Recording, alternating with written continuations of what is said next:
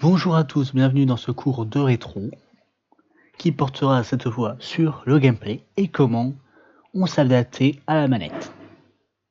Tout d'abord, comme on le sait, les manettes elles ont pas été comme celles qu'on a actuellement assez rapidement. À l'époque déjà, entre 85, date de sortie de la Famicom au Japon, et 2001 parce que la Game Boy ça s'est arrêté super tard. Voire aujourd'hui parce qu'il y a toujours des Master System vendus au Brésil. Et du coup, voilà à quoi ressemblaient les manettes de l'époque. En haut à gauche, nous avons une magnifique image de manette de Master System avec son pad circulaire, son bouton 1 et son bouton 2. En dessous, une manette de NES avec sa croix directionnelle, son bouton Select, Start, B et A. Ensuite, la Game Boy qui reprend le truc de la NES et la Game Gear qui reprend celle de la Master System. Jusque-là, rien de nouveau sous le soleil. D'abord, comment on faisait pour appuyer sur Start alors qu'il n'y a pas le bouton Start sur le Master System? C'est très simple, on levait ses fesses, on allait voir la console. Mais bon, c'est pas ça le plus important. Ensuite, nous avons eu les manettes 16 bits,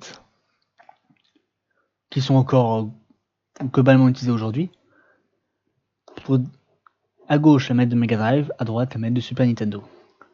Alors, à gauche, nous avons une magnifique croix directionnelle circulaire, un bouton A, un bouton B et un bouton C, avec un petit Start au-dessus. Et à droite, croix directionnelle, Select, Start, Y, X, B, A, R et L. D'ailleurs, le monnaie de droite est encore utilisé aujourd'hui. Si ça vous dit rien, c'est la manette de PlayStation, première du nom, vous rajoutez 2 gâchettes et c'est bon. D'abord, comment on faisait pour bien répartir les boutons pour avoir un gameplay plaisant et varié? Parce que bon, avoir que 2 actions, c'est pas terrible, alors qu'on pourrait avoir beaucoup plus. Ensuite, nous avons le problème de comment gérer la caméra. Effectivement, comment gérer une caméra sur des manettes qui n'ont pas de deuxième stick.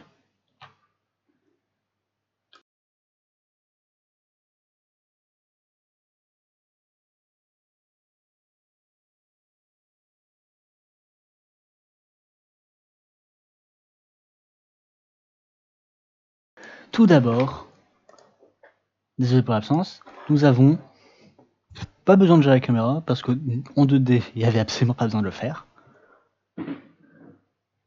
Quoique quand même, souvent tu avais 80% de l'écran qui était gâché parce que la caméra collait le personnage qui était à droite ou à gauche.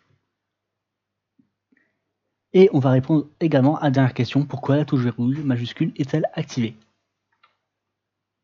Et je ne vais pas répondre à cette question-là finalement.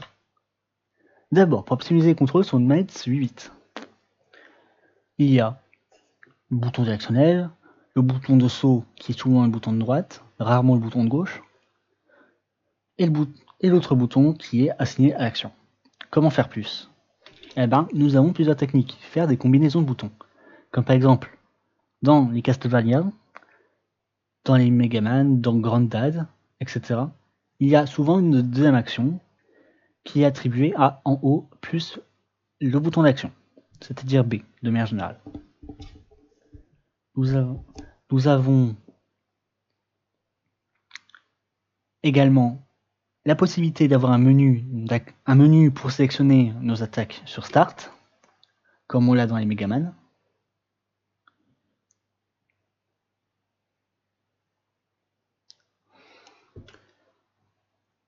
Et c'est déjà pas mal, on peut comme ça faire beaucoup d'actions. Alors évidemment, avec des manettes 16 bits, nous avons une action tertiaire qui est souvent attribuée au bouton A ou XY. Faut noter d'ailleurs que, contrairement à ce qu'on peut penser, le bouton A n'est pas le bouton principal ni de la manette Super NES, ni de la manette Mega Drive. Ça revient au bouton C, qui est de manière générale le bouton le plus utilisé de la manette, et le bouton B qui est le plus utilisé de la manette. C'est d'ailleurs pour ça que la Xbox, la Dreamcast et la PlayStation ont interverti le bouton A et le bouton B. Enfin, sur PlayStation, c'est à cause des droits, ils ont fait un autre bouton. Effectivement, pour les jeux en conversion du PC jusqu'à la console, il y a un grand effort de synthétisation. À gauche, nous avons les contrôles de Doom sur PC, à la droite, ceux sur la version Game Boy Advance. Oui, bon, la version Game Boy Advance est quand même très récente.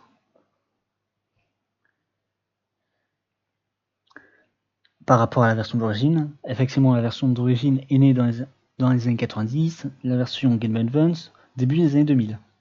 On a eu un bon temps d'adaptation. Mais bon, à gauche, nous voyons que toutes les touches F sont utilisées, pas forcément à grande utilité. Ensuite, nous avons les automates fonctions, le changement des armes qui se fait avec le pavé numérique, le mouvement qui est fait avec les flèches. Alors, comment synthétiser tout ça pour une manette qui n'a que 4 boutons, c'est-à-dire A, B et R et L? C'est pas trop compliqué.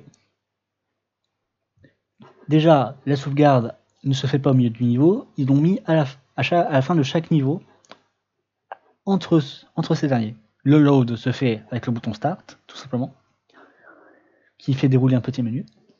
Pour quitter, vous éteignez la console, c'est pas plus compliqué. Le volume, c'est la petite molette sur la console également.